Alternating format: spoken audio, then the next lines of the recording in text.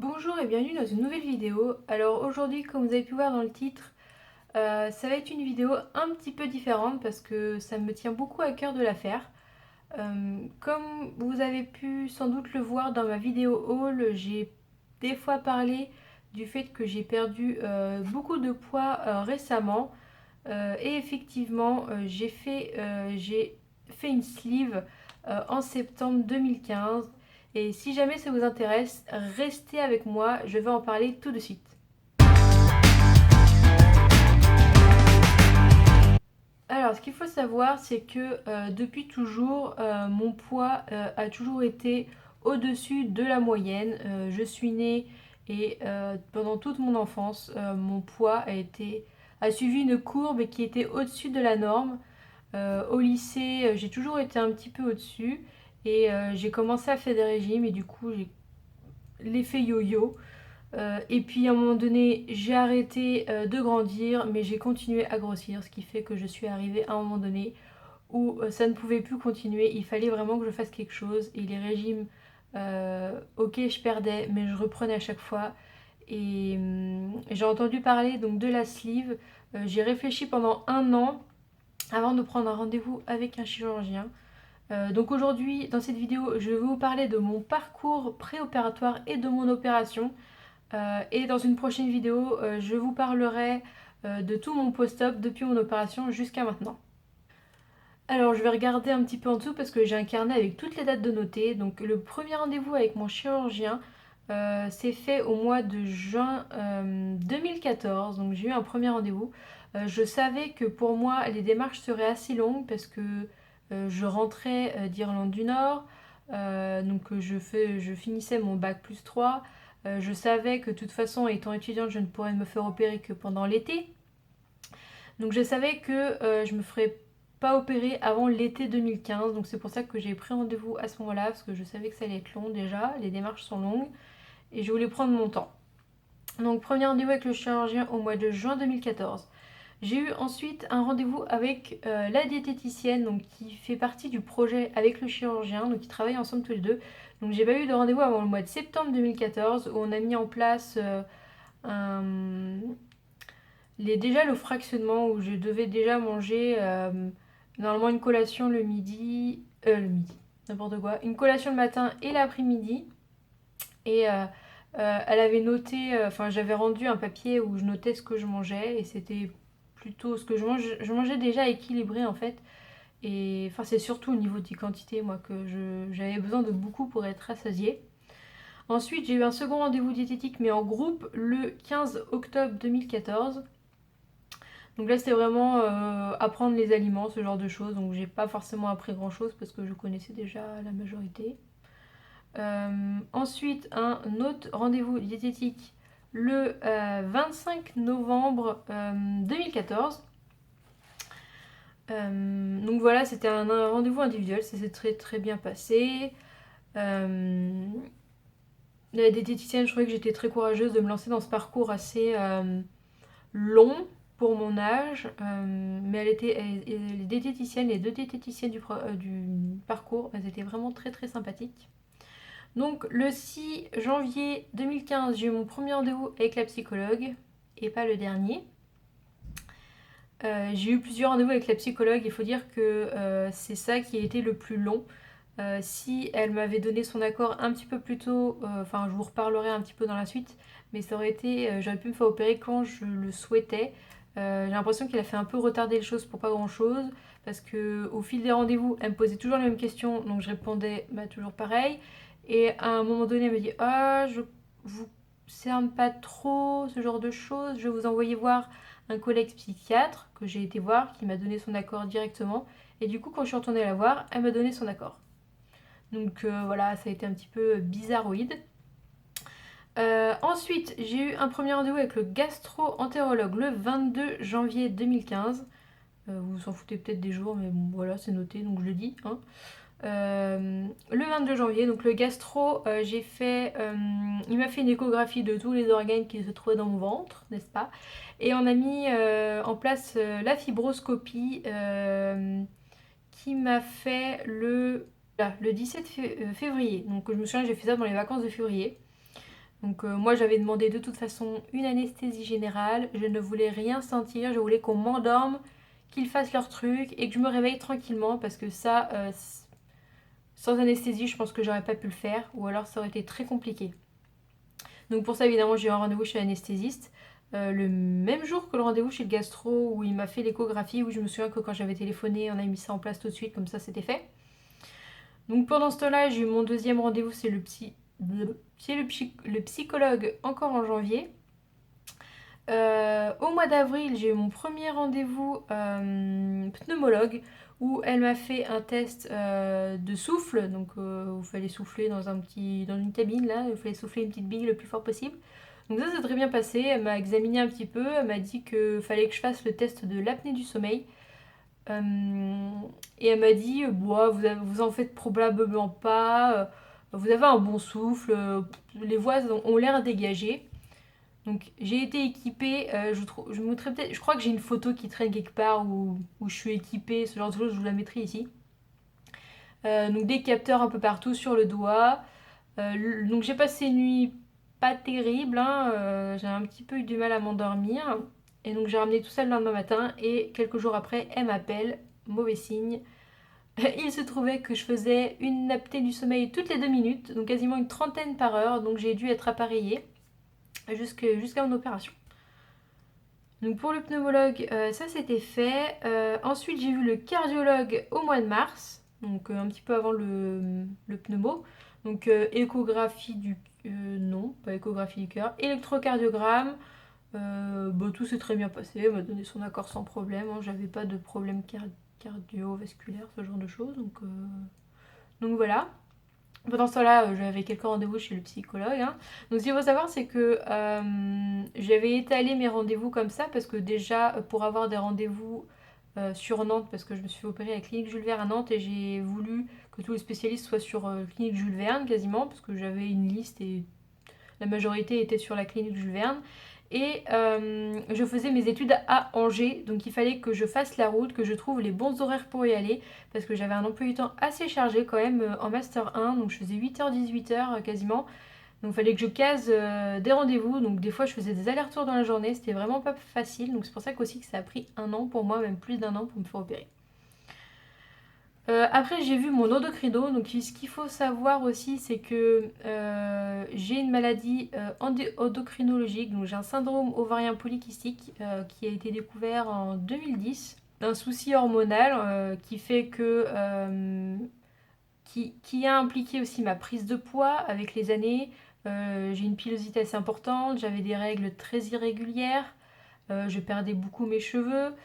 Euh, Ouais, il y a plusieurs symptômes qui ont été réglés par un traitement donc depuis 2010, sauf que le poids, on ne peut pas le régler via des médicaments. Donc je suis suivie par cet endocrino depuis 2010 et j'en avais parlé je lui avais parlé de la sleeve et elle m'avait donné donc des coordonnées d'un chirurgien. Donc elle était forcément d'accord, mais j'ai été la revoir au mois d'avril quand même. Donc toujours le psy, n'est-ce pas? Et une fois que j'ai eu enfin l'accord de la... Non, j'avais pas encore l'accord de la psy. C'est-à-dire que euh, j'ai réussi à... Je voulais me faire opérer au mois d'août 2015. J'étais en stage normalement jusque fin juillet. Et on voulait me prendre en stage jusque août aussi, sauf que je pensais pouvoir me faire opérer au mois d'août. Sauf que quand j'ai vu que ça n'était pas possible à cause de la psychologue, parce que tous mes rendez-vous étaient faits au mois d'avril, donc la pneumo c'était mon dernier rendez-vous, il me restait que la psychologue et je voyais que ça aboutissait pas. Et quand on m'a dit Caroline, est-ce que tu veux quand même rester le mois d'août, j'ai quand même signé pour faire le mois d'août. Je me suis dit de toute façon, je n'arriverai jamais à me faire opérer pendant les vacances, donc c'est mort. J'ai quand même eu un rendez-vous avec mon chirurgien donc le 13 août. On a réussi à appeler, je crois, au mois de mai au mois de mai ou juin pour pouvoir avoir un rendez-vous. Pendant ce temps-là, au mois de juillet, début juillet, j'ai eu l'accord de la psychologue qui m'a dit bon maintenant c'est bon, vous pourrez vous faire opérer. Au mois d'août, bah non, ça se passe pas comme ça, madame. Je peux pas. Enfin voilà, il y a des choses à faire avant, je peux pas me faire opérer comme ça. Donc heureusement j'avais quand même réussi à avoir le rendez-vous avec docteur Potiron, donc avec Clinique Jules Verne, qui est vraiment très très bien. Si vous devez vous faire opérer avec Clinique Jules Verne, il y a le docteur Potiron et il y a son collègue, ils sont vraiment très très bien. Donc j'ai eu rendez-vous le 13 août avec le docteur Potiron, qui était mon dernier rendez-vous. Et là, quand je l'ai vu, il m'a dit, il m'a demandé quand est-ce que je pouvais me faire opérer. Et je lui ai dit que je reprenais les cours le 12 septembre, non le 14 septembre pour mon Master 2. Et lui, il pouvait pas m'opérer juste avant ma date de rentrée. Là, je dis, ah oui, bah, ça va pas coller, quoi. Je veux dire, si je loupe ma rentrée, ça va pas le faire. J'étais prête à me faire opérer pendant Noël, attendre Noël et avoir 15 jours à Noël pour me faire opérer, même si, bon, bah, j'aurais pas mangé les bonnes choses. Voilà. Mais j'étais vraiment prête à me faire opérer au mois de décembre, car ça faisait 1 an et 3 mois que j'avais commencé le parcours. Et voilà, j'avais envie que ça aboutisse à quelque chose.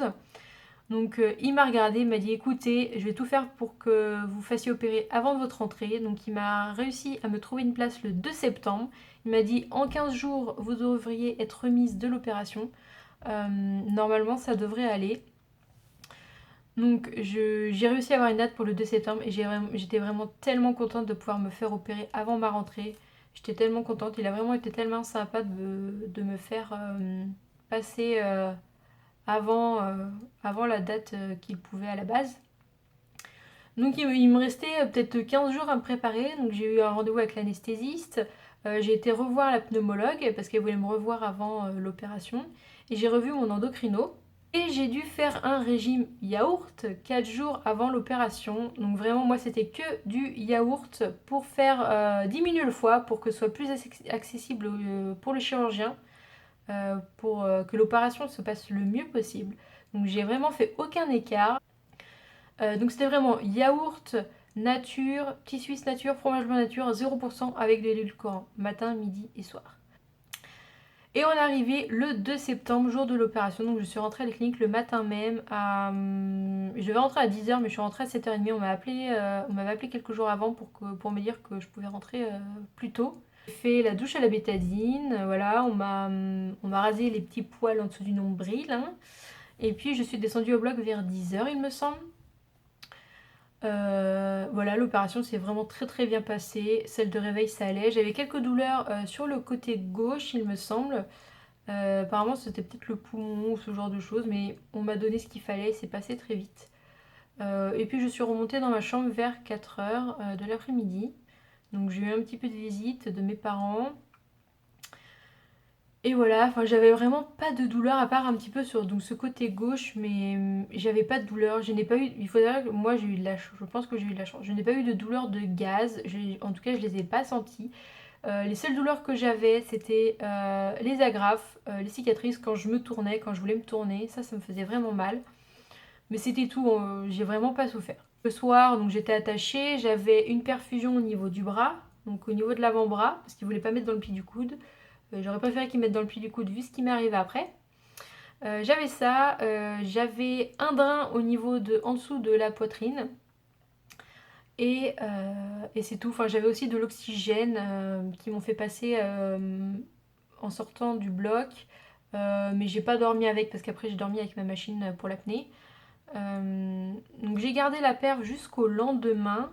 Et sauf qu'on a découvert que ma veine n'avait sûrement pas apprécié le cathéter.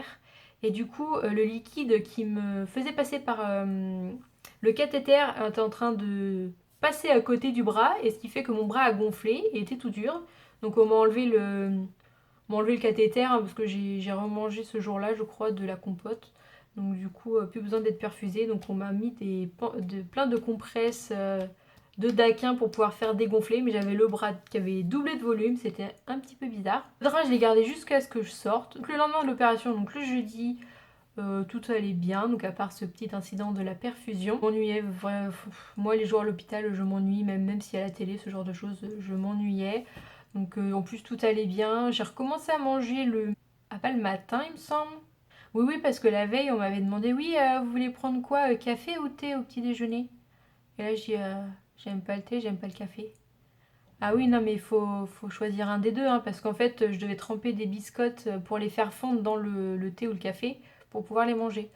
Du coup, j'ai quand même pris un thé pour pouvoir faire fondre la biscotte, mais je l'ai pas bu, de toute façon, j'aurais pas pu. Donc il me semble que ce matin-là, j'ai eu le droit. Donc j'ai pas eu de thé au GD, donc tout le monde parle du thé au GD. Moi, j'en ai pas eu, mais apparemment, certains chirurgiens le font juste après l'opération. Donc je pense que j'ai eu cette version-là. Parce que j'ai pu prendre donc des biscottes avec du beurre et tremper donc dans du thé bien. Fallait bien que ce soit dissous, entre guillemets, pour que ce soit plus facile à avaler et que j'ai pas de soucis au niveau de l'estomac. Et puis après, donc j'avais vraiment mes collations, donc entre le petit-déj et le déjeuner. Après j'avais le déjeuner. Et à chaque fois je demandais une compote parce que j'avais passé 4 jours à manger que des yaourts et les yaourts je pouvais plus les voir en peinture.